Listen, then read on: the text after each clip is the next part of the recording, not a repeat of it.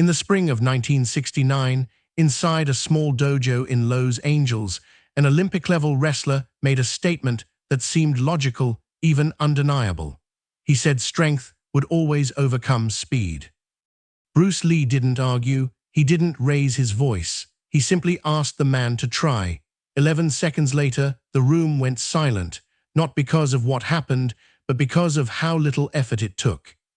What followed wasn't a fight. It was a lesson the wrestler would carry for the rest of his life. And for those who witnessed it, the moment became something they rarely spoke about, but never forgot. Bruce Lee's private training space in 1969 wasn't the kind of place you stumbled into by accident.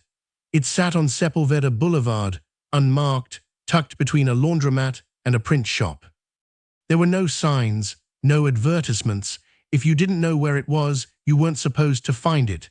Inside, the air smelled like sweat and worn leather. The floor was concrete, covered in patches of rubber matting that had seen years of use. There were no mirrors, no trophies on display. Just space, equipment, and silence, broken only by the sound of footwork and breathing. This was where Bruce trained when he wasn't on set. It was where he worked with students who came not for belts or certificates, but because they wanted to understand something deeper. These weren't beginners. They were boxers, karate practitioners, judo players, people who had already spent years in their disciplines and were now searching for what came next. On this particular afternoon in late April, the dojo was half full. A handful of students were drilling techniques, slow, deliberate repetitions focused on structure and timing. Bruce moved between them, correcting angles, adjusting footwork, saying little. His teaching style was not about lecture, it was about pressure and observation. He would watch, wait, then intervene only when necessary. Around 3 in the afternoon, the door opened. A man stepped inside, tall, broad-shouldered, with the kind of build that suggested years of serious physical training. His name was never recorded in any formal account, but those who were present remembered him clearly. He was a former Olympic wrestler, not a medalist, but someone who had competed at that level. Someone who understood leverage, weight distribution, and the brutal efficiency of grappling. He had been brought to the dojo by a mutual friend, a stuntman who trained with Bruce and occasionally worked with wrestlers in the film industry. The introduction was casual. Bruce shook his hand. The wrestler nodded respectfully. He wasn't there to challenge anyone. He was there because he'd heard about Bruce Lee and wanted to see for himself what the talk was about. For the first 20 minutes, he simply watched. Bruce ran through drills with his students, chain punches, trapping sequences, footwork exercises that looked deceptively simple but required immense control. The wrestler observed quietly, arms crossed, his expression neutral. And then, after a pause, he said something. It wasn't loud, it wasn't aggressive, but it carried weight. In a real situation, the wrestler said, strength always wins. The room didn't stop immediately. A few students glanced over, but most continued their drills. Bruce, who had been adjusting a student's stance, straightened and turned toward the man. His expression didn't change. He didn't look offended. He looked curious. You believe that? Bruce asked. The wrestler nodded. I've competed against fast guys. Doesn't matter how quick they are if I get my hands on them. Once I control the position, it's over. It wasn't arrogance. It was experience.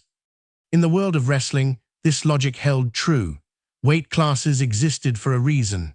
A heavier, stronger opponent with equal skill would almost always dominate a lighter one.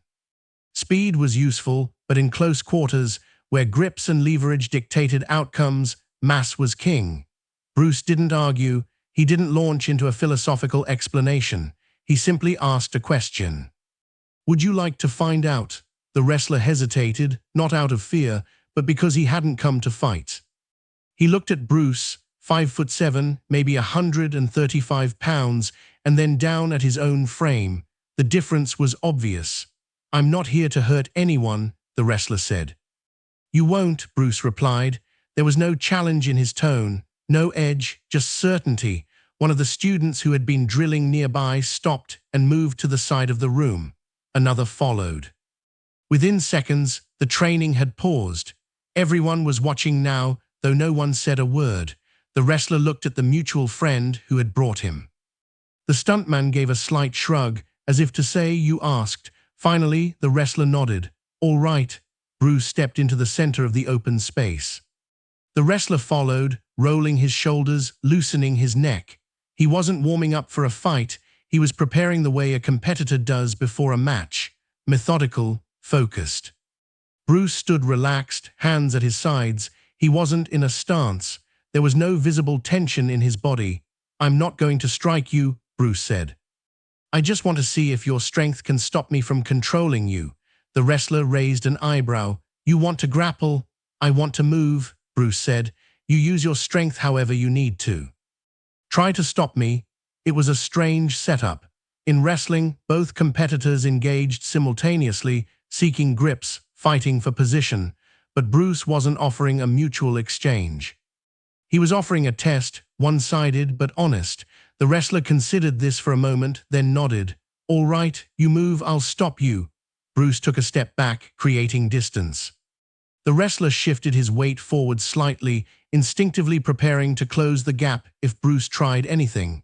His hands came up, not in fists, but open, ready to grab. The room was silent. No one was counting down, no one gave a signal. It simply began when Bruce moved. Bruce stepped forward, but not straight. His angle was off-center, just outside the wrestler's direct line. The wrestler turned to face him, reaching out to establish a grip. But Bruce's lead hand was already there, redirecting the wrestler's arm outward, away from the center line. The wrestler adjusted, pulling his arm back and shooting his other hand forward to grab Bruce's shoulder. But Bruce had already shifted his weight, rotating his torso so the grab met only air. At the same moment, his rear hand came up, not to strike, but to guide the wrestler's extended arm downward. The wrestler felt his balance shift, not dramatically, but enough to notice. He stepped forward to recover, driving his weight into Bruce to establish control. But Bruce wasn't there anymore. He had pivoted to the outside, and now his hands were on the wrestler's upper arm and shoulder, pulling in a direction that collapsed the man's structure. The wrestler tried to counter, dropping his weight and widening his base, a textbook defensive response in grappling, but Bruce was already moving to his back, not grabbing, not holding. Just flowing into the space the wrestler had left open. In wrestling, when someone takes your back, you fight the grips. You hand fight, you turn into them, you create scrambles. The wrestler tried. He turned hard, using his shoulder to drive back into Bruce, but Bruce's position had already shifted again. His hands controlled the wrestler's head and arm, and with a subtle pull and push, the man's legs gave out. He went down, not thrown, not tripped. Just guided into a position where standing was no longer possible. Bruce followed him to the ground, maintaining control, not with force, but with angles. The wrestler tried to roll, tried to create space, but every movement he made seemed to tighten the position he was in. His strength was still there. He wasn't tired, but he couldn't apply it. Every vector he pushed against either redirected or collapsed. It had been 11 seconds. Bruce released him and stood. The wrestler stayed on the ground for a moment, breathing hard, not from exhaustion, but from confusion. He looked up at Bruce, then down at his own hands, as if trying to understand what had just happened. "Get up," Bruce said quietly. The wrestler stood. His face wasn't angry. It was blank, the expression of someone whose assumptions had just been dismantled. Bruce didn't smile. He didn't say, "You see." He didn't explain. He just waited. The wrestler shook his head slowly. "I don't understand. I'm stronger than you."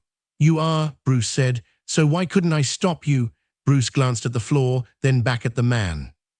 "Because you were fighting your own strength." The wrestler frowned. "What does that mean?" "You pushed where I wasn't," Bruce said. "You pulled where I had already moved. Strength is only useful if it connects. If I'm not there, it doesn't matter how much you have." The wrestler was quiet for a long moment. Then he asked, "How do you train that?" Bruce gestured to the students along the wall. You stop trying to win, you start trying to feel. The wrestler stayed for another hour. He didn't train, he watched. He asked questions. Bruce answered them, not with speeches, but with demonstrations. He showed how tension creates predictability, how relaxation allows adaptation. How the body, when it stops trying to dominate, starts to flow. By the time the session ended, the wrestler's entire demeanor had changed. He didn't walk out defeated. He walked out quiet, thinking. Before he left, he shook Bruce's hand again. "Thank you," he said. Bruce nodded. "Come back if you want to learn." The wrestler said he would. And according to those who were there, he did, several times over the following months. He never challenged Bruce again, but he asked many questions. Years later, long after Bruce Lee's death, that wrestler became a coach. He trained younger athletes, not just in wrestling, but in movement, awareness, and adaptability. His students sometimes asked him why he emphasized flow over force, sensitivity over aggression. He would tell them a story. He would describe a dojo in Los Angeles, a small room with no mirrors. A man half his size who moved like water, and 11 seconds that changed the way he understood his own body. He never framed it as a loss. He framed it as the moment he stopped believing his own assumptions, the moment he realized that dominance and mastery were not the same thing. Some of his students didn't understand. They were young, strong, conditioned to believe that intensity equaled effectiveness, but a few did, and those few carried the lesson forward. The people who were in the dojo that day rarely spoke about it publicly. It wasn't recorded. There was no film, no formal documentation. But in private conversations, decades later, some of them would mention it, always in the same tone, not as a fight, not as a spectacle. As a demonstration of something they had never seen before and haven't seen since. They remembered the silence, the way the room held its breath. The way the wrestler stood afterward, not humiliated, but rewired. And they remembered Bruce, standing in the center of the room, calm as always, teaching without words. Strength, they learned that day, is not the same as power, and power without understanding is just noise. The lesson wasn't loud, but it echoed.